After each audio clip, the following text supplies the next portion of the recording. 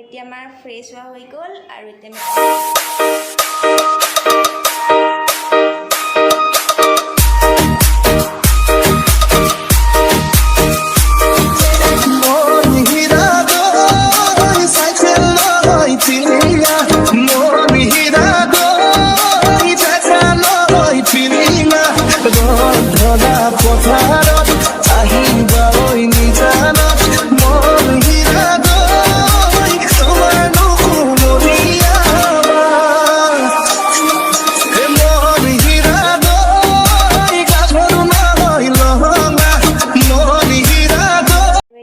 fresh হোৱা হৈ গ'ল আৰু এতিয়া আমি অৰ্কিড পাৰ্ক চাব যাম তাৰপিছত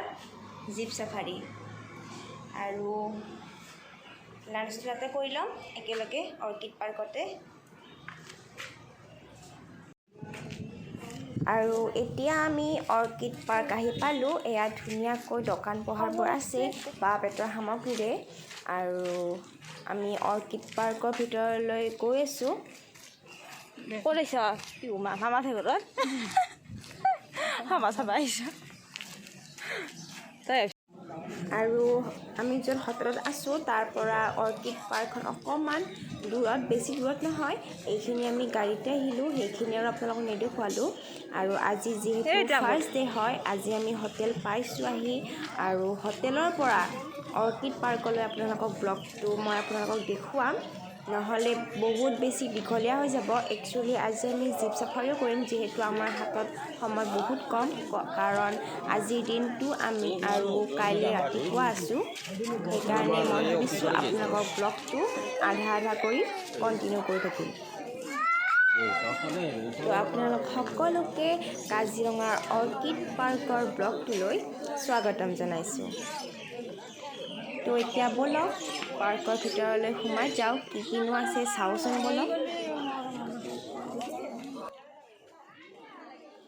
আৰু যেনিয়ে চাওঁ তেনিয়ে দোকান ধুনীয়া ধুনীয়া বাঁহ বেতৰ সামগ্ৰীৰ পৰা বিভিন্ন জাতি জনগোষ্ঠীৰ সাজপাৰৰ পৰা সকলো ইয়াতে পোৱা যায় দেখিবলৈ পাইছোঁ আৰু ধুনীয়াকৈ গেটখনো সজাইছে এণ্ট্ৰেঞ্চটো তো ব'লক ভিতৰলৈ যাওঁ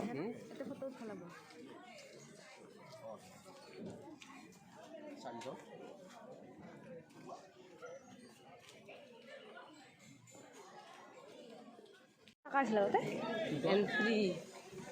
কোভিডেৰ বিষয় কৰে বাড়ি গেছি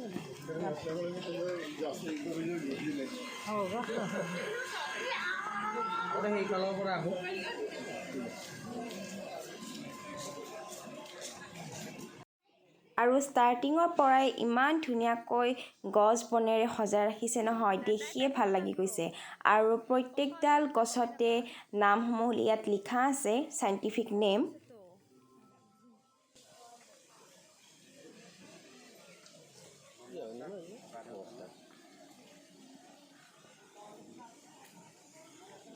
DSLR তো আনলি নাকি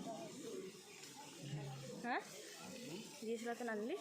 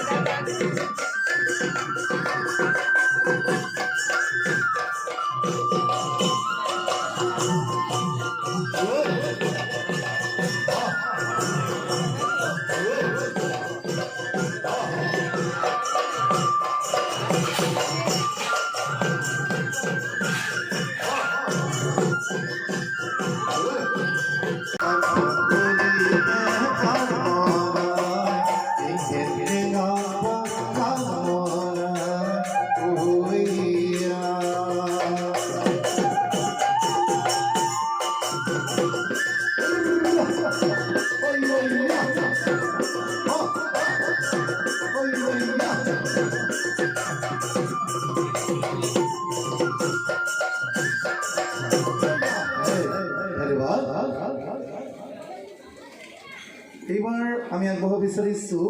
অসমৰ বাপতিসাহোন ৰঙালী বিহুটিৰ এটি অবিচ্ছেদ্য অংগ সকলোৰে মৰমৰ হেঁপাহৰ প্ৰাণৰ বিহু নাচটিৰ এটি অংশ আৰু আপোনালোকে যদি মঞ্চলৈ আহি লগতে এপাক নাচে ভাল লাগিব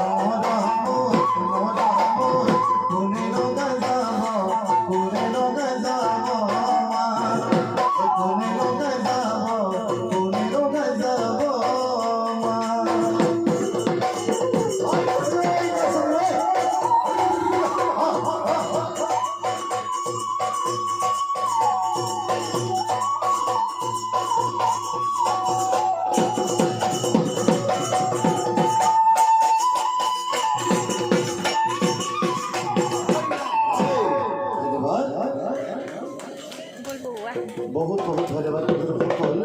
ইয়াৰ লগে লগে আমাৰ নৃত্যাঞ্জলি অনুষ্ঠানটিৰ এতিয়ালৈ ইমানতে অন্ত পৰিল सभी को बहुत बहुत धन्यवाद और इसी के साथ साथ हमारा नृत्यांजलि कार्यक्रम भी समाप्त हो रहा है थैंक यू धन्यवाद আৰু একচুৱেলি আমাৰ প্লেনটো আছিলে যে অৰ্কিড পাৰ্কত আহি আগতে আমি লাঞ্চটো কৰি তাৰপিছত অৰ্কিড পাৰ্কখন চাই জীপ চাফাৰী কৰিম কিন্তু আহি আমি দেখা পালোঁ যে ইমান মানুহ নহয় তাত কুপন ল'বলৈ মানে ঠাই নাই চ' আমি প্লেনটো অকণমান চেঞ্জ কৰিলোঁ যে আগতে অৰ্কিড পাৰ্কখন চাই লওঁ তাৰপিছত আমি কিবা এটা খাই জীপ চাফাৰী কৰিম কাৰণ জীপ চাফাৰী আমাৰ আছে 3 PM আৰু তাত পৰা ঘূৰি আহিব লাগে 5 PM আগতে তো আমাৰ হাতত বেছি টাইম নাই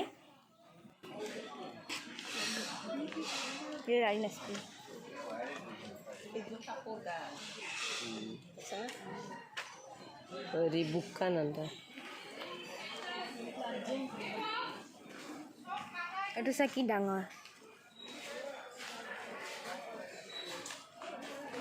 কেকটাছ ফুল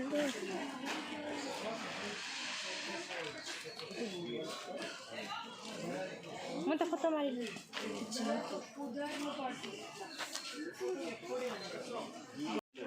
ডাঙৰ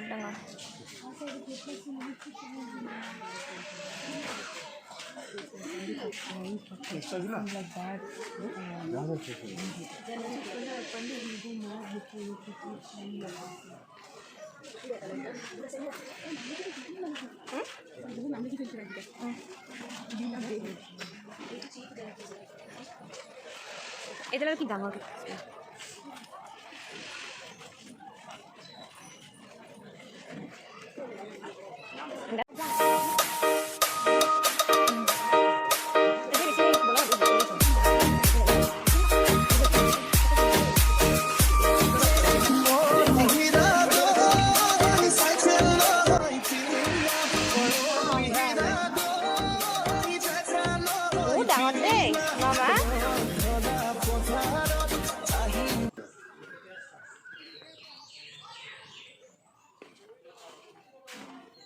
এইখিনি কাহ পিতল খেতিৰ সঁজুলি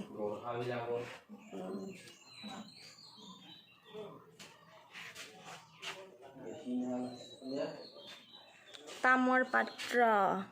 টৌ দেখা আছে তামৰ কলহ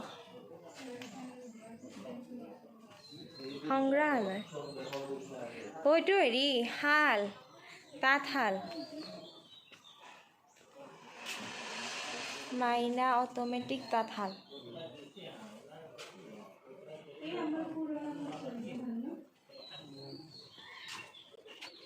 জখলা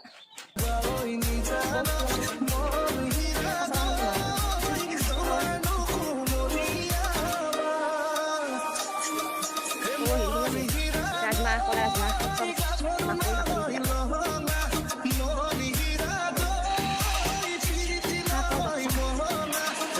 ডাঙৰ এটা এৰিয়া মামা এই অৰ্কিড পাৰ্কখনতে কিমান ডাঙৰ এৰিয়া কপৌ ফুল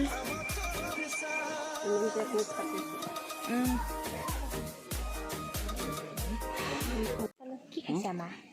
জলপান বিহুৰ বতৰত জলপান দৈ চিৰা অসমীয়া জলপান গুণমা খাইছ নেকি কি খাইছ তুমি কি খাবা আমি তাই ক'ত যাম গুণমা জীপ চাফাৰী মুখত দিন চাই আছে আৰু বিহুৰ বতৰত কাজিৰঙালৈ আহি মোৰ সঁচাকৈ বহুত বেছি ভাল লাগিছে কিয়নো বিহু বুলি ক'লেতো আমাৰ সকলোৰে এনেও গা মন বিহু বিহু লাগি থাকেই আৰু তাতে ইয়াত অৰ্কিড পাৰ্কত ধুনীয়াকৈ বিহুৰ এটা দৃশ্য উপভোগ কৰিবলৈ পাইছোঁ আৰু ইয়াত আমি চাংঘৰত বহি জলপান খাই আছোঁ আৰু বিহুৰ জলপানটো আমি বিহুৰ বতৰতে খাওঁ নহয় জানো কিছুমানে বাৰু খায় এনেই কিন্তু আমি বিহুতে খাওঁ আৰু সন্মুখত ধুনীয়াকৈ নৃত্য অনুষ্ঠান চলি আছে আৰু আমি ইয়াত চাংঘৰত বহি ধুনীয়াকৈ জলপান খাই দৃশ্য উপভোগ কৰি আছোঁ